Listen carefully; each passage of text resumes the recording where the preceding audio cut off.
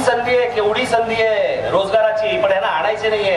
त्यांना स्वतःचे राजकीय अड्डे बनवायचे या सगळ्या 4 पक्षाच्या लोकांना. आणि म्हणून मला आपल्याला सांगायचं की ह्यांना एकदाची लाथ मारा, मोकळे व्हा. या राज ठाकरेच्या हातामध्ये हा महाराष्ट्र एकदा सोपवा. तुम्हाला काय या महाराष्ट्राचं नंदनवन करून दाखवेल मी आपल्याला कल्पना येणार नाही. हे सगळ्या गोष्टी माझ्या त्या विकास आराखड्यामध्ये दिलेल्या आहेत आणि त्या विकास आराखड्यामध्ये ज्या दिल्या आहेत त्या शक्य आहेत म्हणून त्या दिलेल्या आहेत. महाराष्ट्रातल्या तज्ञांना विचारून दिलेल्या आहेत. महाराष्ट्रामधल्या अत्यंत अर्थतज्ञ लोकांना विचारून त्या टाकलेल्या आहेत, ज्याच्यामुळे ते ज्या गोष्टी घडू शकतात, ज्या गोष्टी होऊ शकतात. मगाशी मी ज्या ज्या गोष्टी सांगितलं, पाणी, रस्ते, वीज, अहो हा त्रिशूळ आहे जगाचा. या त्रिशूळावरती अख्खं जग उभं आहे, जगातले देश उभे आहेत. आमच्या महाराष्ट्रामध्ये ते उभं राहत नाहीये. जगात पोचलं, बाजूच्या राज्यात पोचलं, आमच्या महाराष्ट्रात येत नाहीये. आम्ही अजून लोडशेडिंग मध्ये फडफडतोय. या सगळ्या गोष्टी शक्य आहेत, या सगळ्या गोष्टी होऊ शकतात, या सगळ्या गोष्टी घडू शकतात. पण त्याच्यासाठी जी इच्छाशक्ती लागते, जी आज या राज ठाकरेकडे आहे, या बाकीच्या पक्षांकडे नाहीये. कारण त्यांची थेर तुम्हाला कळली आता काय केली ती.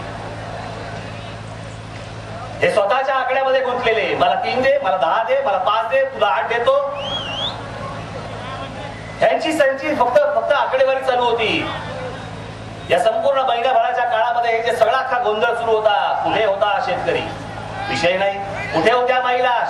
विषय नाही. कुठे होता आमचा बेरोजगार तरुण? विषय नाही.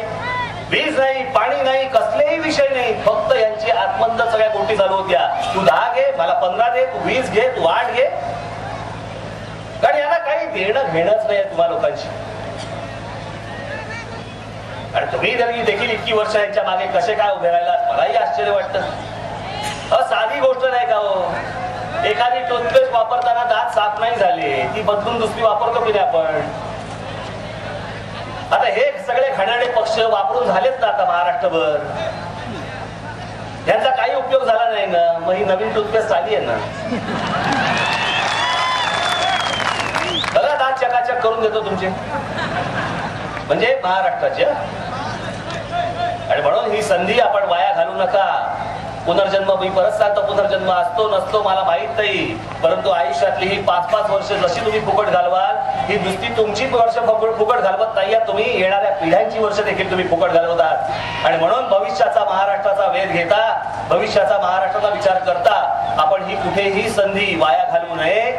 येणाऱ्या या निवडणुकीला आपण हरिभाऊ लहाने, माझ्या इतर सर्व माझे सगळे उमेदवार, या सर्व उमेदवारांना आपण प्रचंड मताने विजयी करावं. एक खास करून सांगतो आपल्याला, एक खास करून म्हणजे मी सगळ्या मतदारसंघामध्ये पोहोचू शकत नाही. आपले जे कोणी मित्र परिवार, नातेवाईक जे कोणी महाराष्ट्रावर असतील त्या सगळ्यांना सांगा की या